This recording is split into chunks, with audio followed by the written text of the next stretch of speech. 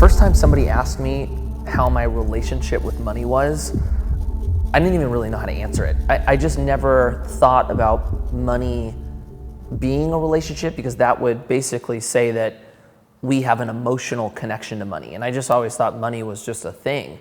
But then it started making sense. I mean, you can give 10 people the same exact skills and strategies to use to succeed at money, but the results are going to be completely different. And it really is because only 20% of financial success is due to strategy. The other 80% really is behavioral, or how we view and use money. And I mean, I think like the best example is, like, think of if you were at like a dinner table, you have like 12 of your friends, and somebody out loud says, "How much money do you make?" It's so easy for us to feel uncomfortable to answer that. Or what if somebody asked you, "Hey, how much debt are you in?" It's uncomfortable for us to ask, because a lot of times if we have an unhealthy behavior with money, we allow our either success or failures of finance to define our value as people. And I think that's where it starts heading downhill. So how do you change that? How do you ultimately have a good relationship with money so that you can be financially successful? And it really begins with redefining your view of money, or what money is. So in this course, there's really three things that we're gonna cover, and also give you tools to improve on all of these aspects. And really the three aspects are gonna be mindset, and it's really not only your view of money, but how you go about making it and managing it, your upbringing, how our parents in our past play a role in how we view money. And third, your fears. Unfortunately, our fears play a role in how we use money. So we're gonna go over fears that might not be directly correlated to money, but are definitely having an effect on it. So after this course, you'll see the areas in which we need to improve, tools on how to improve them, so that all of us will see an improvement on not only our behavior or our relationship with money, but also our ability to be successful at it.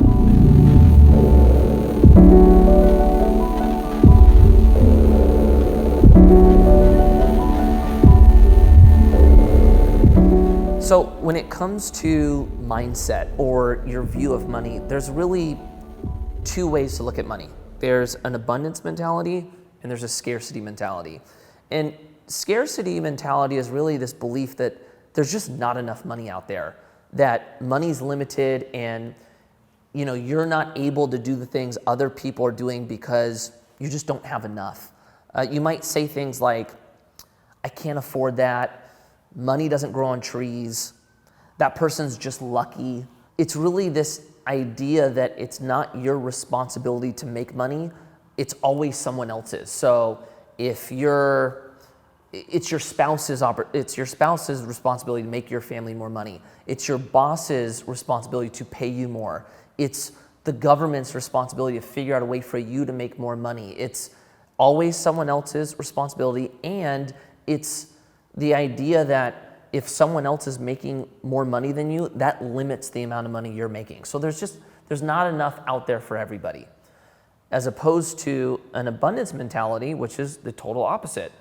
There's enough out there for all of us, that I have the perfect amount of money that I'm supposed to have at this moment, and I always have the ability to make more. So responsibility is on you to make money, and it doesn't matter how much someone else makes. That doesn't limit the amount of money that I could make as a person. A big one with abundance mentality is you don't view money as being a reflection of who you are. It doesn't say anything about you as a person. It's just how you are going about making it. And I think anytime you look at there's enough for anyone, there's enough for everyone, it just has a different type of result than scarcity mindset. But really, those are the two biggest ones. There's never enough, or there's enough for everybody.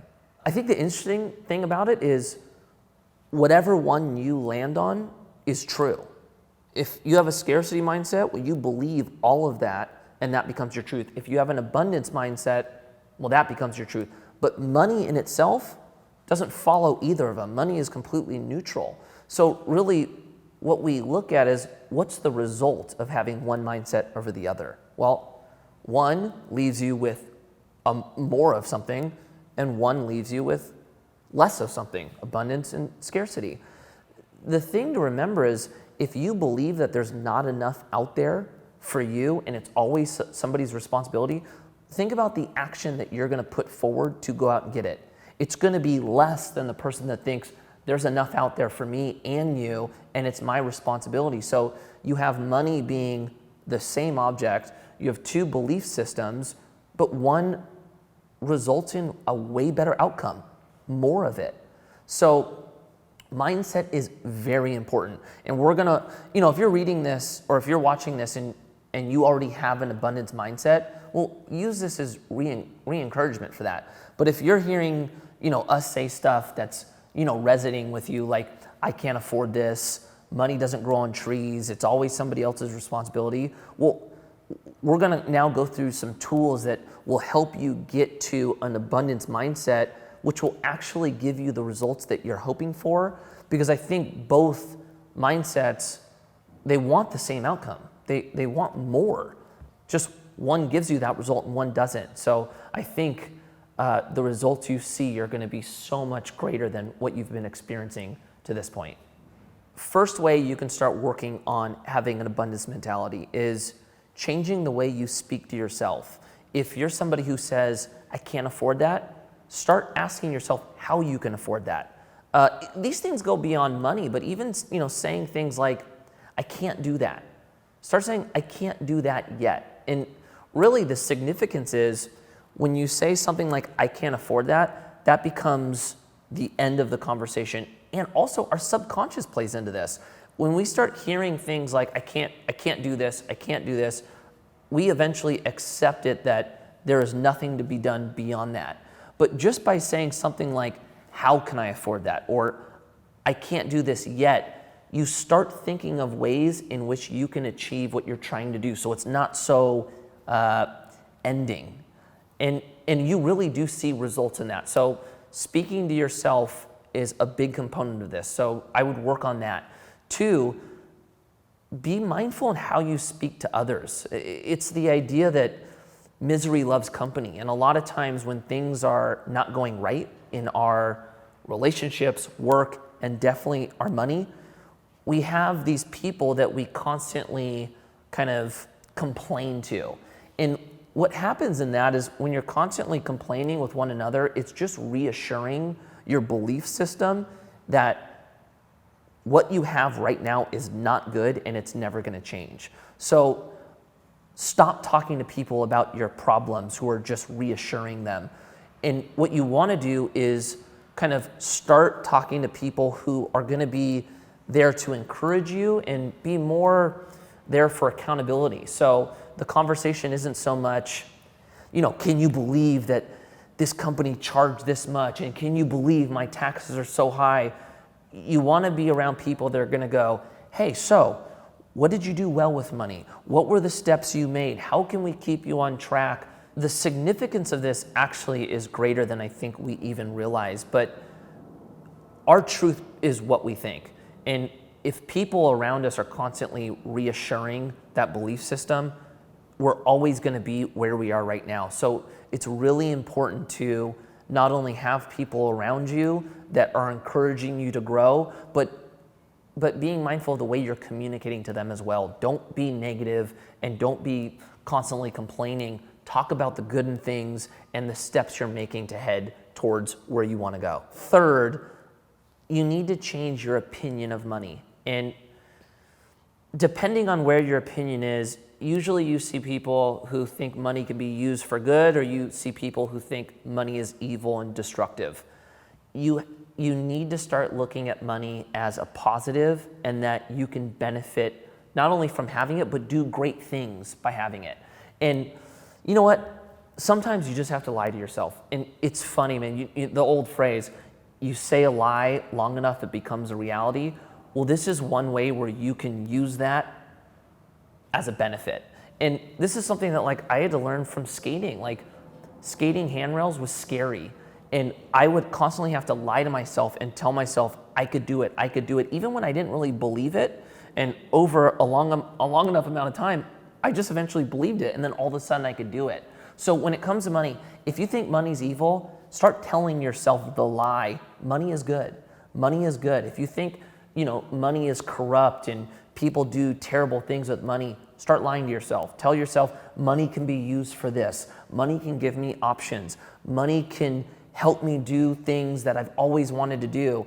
And after a while, you'll start just believing it, and you have to have a positive view at it if you're going to be successful at it. So start lying to yourself right away and changing your view of money from a negative one to a positive one. Lastly, like any good relationship, if you wanted to succeed, you have to spend time with it. And I think all of us who are in relationships know the importance of that. If you want to have a good relationship, you have to spend time with your boyfriend or girlfriend or husband or wife. Without spending time with somebody, the relationship falls apart. Money is the same exact way. We need to spend time with money. And a lot of times, we might deposit our checks and then have to pay bills and look at our account once a month to make sure we have enough to pay them. That is not enough time. We really need to get accustomed to looking at our account every day, really spending time seeing where money's going, our spending habits. If you haven't created a budget, spend time creating a budget. This is where you build a relationship with something, actually spending time with the thing that you're building the relationship with. Another thing too that we kind of forget is it's important for us to know what we're doing. What you're gonna see is there's gonna be so many areas that you just weren't acquainted with and you weren't really able to even improve on because you just weren't aware they were happening. So spend time looking at your spending, looking at your account daily, creating the budget, investing in learning about money, and you are probably going to see the biggest impact from this alone. It really will change your entire relationship with your money.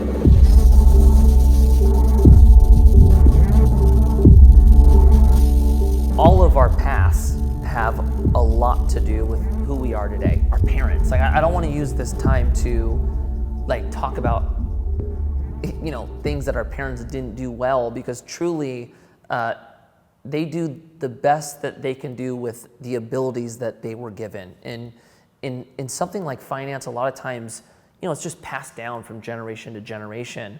So with that said, this is a good time to look back at how your parents viewed money, or what your parents' relationship with money was. Was it hard for them to save? Was there a lot of anxiety when it came to your parents talking about money? When something unexpected would happen, like a ticket or a medical bill, was that a trigger that led to kind of a huge fight? All of that has an impact on how you view money now. When we're kids, remember, we don't do what we're told, we do what we see. What we see becomes our belief system. So if your parents had an unhealthy view of money, most likely that same belief is gonna be kind of brought onto you. Something like, I think this is an interesting one.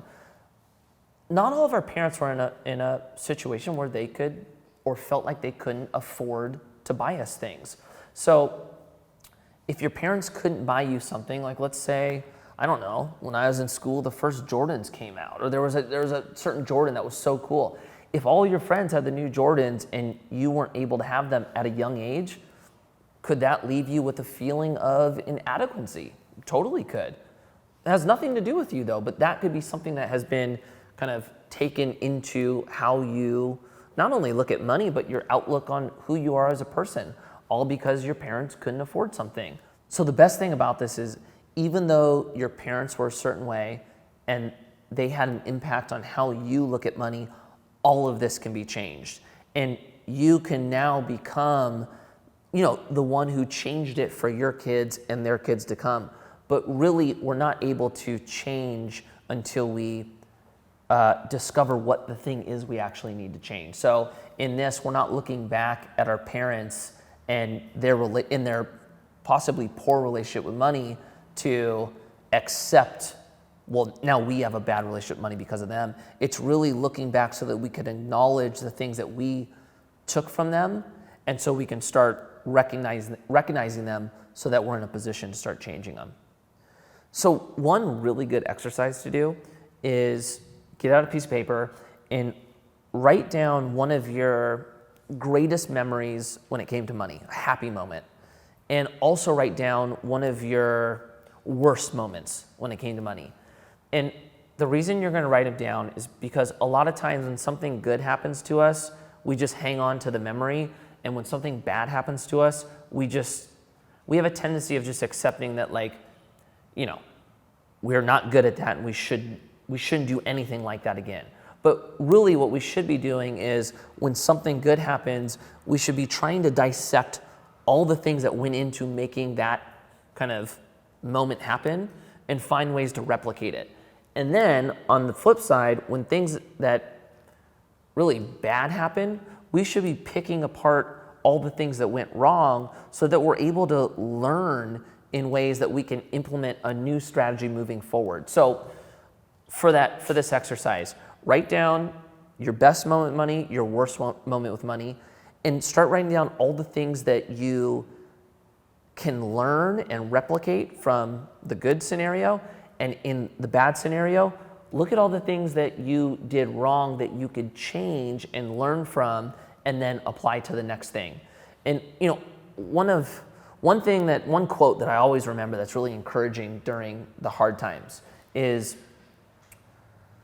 we're brought to our minimum to achieve our maximum. And it really is, in times of trial, when it feels like everything's falling apart, that's where we do our most learning and our most growth. So don't let your good opportunities and your poor opportunities go to waste. Next thing you could do, it might feel a little awkward at first, but I really recommend doing it.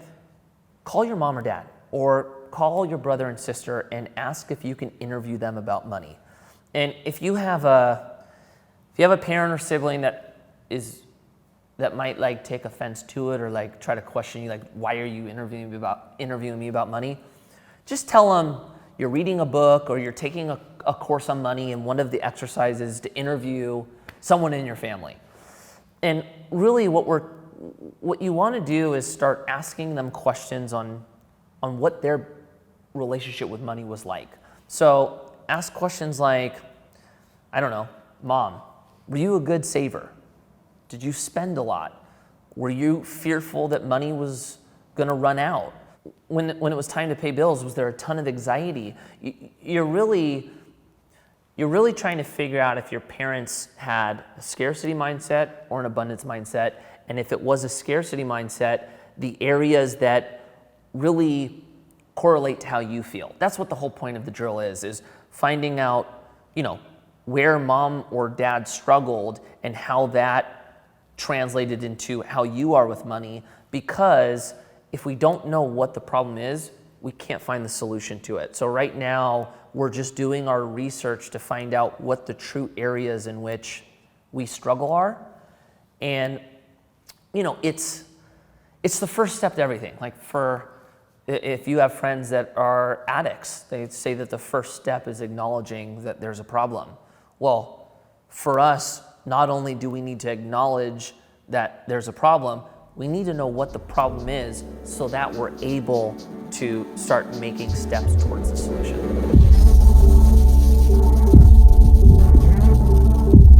Fear is, I think I spend more time thinking about fear than anything, because I'm blown away that it's something that we all struggle with. It's ultimately there to protect us, yet fear, I think, is the greatest liar in my life. I have a feeling it is in a lot of people. It can be our biggest deceit. And I think this is why. When it comes to fear, we don't always recognize the real reason on why we're scared. And let's use the example of money and your fear of money. If you ask yourself, what's your biggest fear when it comes to money? 9 times out of 10, the response is probably going to be, having no money. Basically a world where I have zero money. And so I'm not able to pay my rent or I can't pay my food. And usually it ends there. Usually it's like, okay, yeah, that's my biggest fear. I'm out of money, I can't pay rent, I can't pay food. Well, that's where you actually need to kind of dive deeper so that you can find the real meaning, because usually there's more to it than the surface level fear. And so if you kind of start diving deeper and go, okay, well, if you run out of money, are you really worried that you're going to be homeless? Like, will you not have a roof over your head? Most people say, no, I'll probably have some type of roof over my head. Okay, well, is your fear like you really won't be able to eat? You're going to basically starve? And then usually the response is, no, I mean, yeah, I'll be able to eat. And so as you kind of peel through the layers, you start going, okay, so then what really is it? Is it that you might have this feeling of embarrassment to your friends that you're having to downsize? Could it be if something happened financially to you, you'd feel like a disappointment to your parents or your kids? Or do you feel like a failure? These are what lie, this is the underlying issue, and it really shows an insecurity of what we think the fear is. And until we can recognize those, you can't fix the actual problem. And if something is this feeling of embarrassment or being a disappointment, you got to trust why you feel that way. And then the fear of money will change. And I'll give you an example of something that happened with me recently. Before starting Commune, I had this idea of I wanted to do an online education platform talking about money. And this was after my skate career ended, before Commune, and I probably was working on it for, 5 months. And I was really struggling with it. Like, at that time, I just kept telling myself, like, I don't know if it's gonna work. Like, there was something that I was missing where what felt like I couldn't see the pathway to succeed. I remember I just kept telling myself and the people that I told the idea, I was like, yeah, I'm not sold on it yet. I'm not totally sure how it's gonna work. And one night I had a friend come over and, we're catching up and he's like, dude, so what are you gonna do? Like, what are you working on? And so I told him about this whole idea and he was like, dude, that's an awesome idea. When are you gonna do it? And I was like, I'm struggling with it. Like, there's something holding me back. I'm just not totally sold on it working. And so he just started prying. He's like, okay, well, run me through it. Like, what are you worried about? Like, are you worried about like you putting yourself out there and this is the next thing you do and you're gonna fail at it? And I was like, no, like I'm kind of used to failure at this point. Like, no, not failure. And he was like, okay, so are you worried about investing in something and it not working and you not being able to support your family? And I was like, no, I feel confident that I'll be able to support my family. And he's like, okay, so is it something to do with like, the structure of the company? And I started going through like the weeds of it, right? I was like, well, I'm just not sure like if I'm gonna create these marketing videos and like, what the funnel's gonna be like. And I just started getting into the weeds and finally he's like, what is the real issue? Like, dude, these are things that you're gonna figure out. Like, what is really holding you back? And after all of his prying, I finally like blurted out, I just don't know how people are gonna like take it. Like, are they gonna think I'm whack? Like, I'm gonna be talking about money. And all of a sudden it was like, boom. I look at his face, like I have this like realization. I was like, it has nothing to do with the idea. It's me. Like I'm concerned about how people are gonna view me. And that was the ultimate fear. And really what it did was it brought to light a bigger insecurity that I have. And for people that are like me, we feel value in people liking us and people praising us. That's when we feel important. And, I'm coming off being a pro skateboarder where, I feel like good about myself because I'm being praised for being a pro skateboarder. Now I'm like thinking about talking about something that people don't talk about. And I felt myself fearful in the idea that I was gonna feel like a failure because other people thought I was whack all of a sudden. And coming to that realization, it then went, okay, I need to work on myself. Why do I feel like that? Why do I allow other people to tell me how valuable I am? There's an issue there. And as I started working through those issues, I was then able to actually be able to go out and create a company where I was talking about money and knowing that people were going to think it was whack and still be confident and comfortable doing it. And then what happened is Commune was created, and it ended up not being an education platform, but I was able to feel comfortable with myself, address the underlying issue to start a company that a big component of it was talking about money. So it really is the importance of diving deeper to find out what the true insecurity is, because if you don't address the true insecurity, you're just putting a Band-Aid on a problem. But if you want to be good at it, you've got to fix the actual problem. So I really encourage you guys to go beyond the first layer on this one.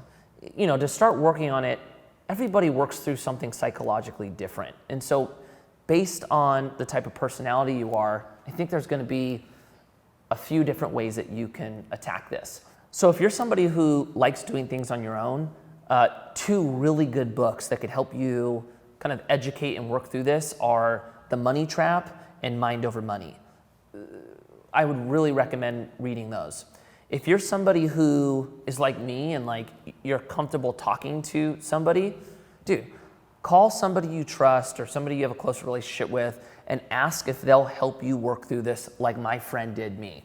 Even if you have to show him this piece, just ask him to be like a kid who always goes, why?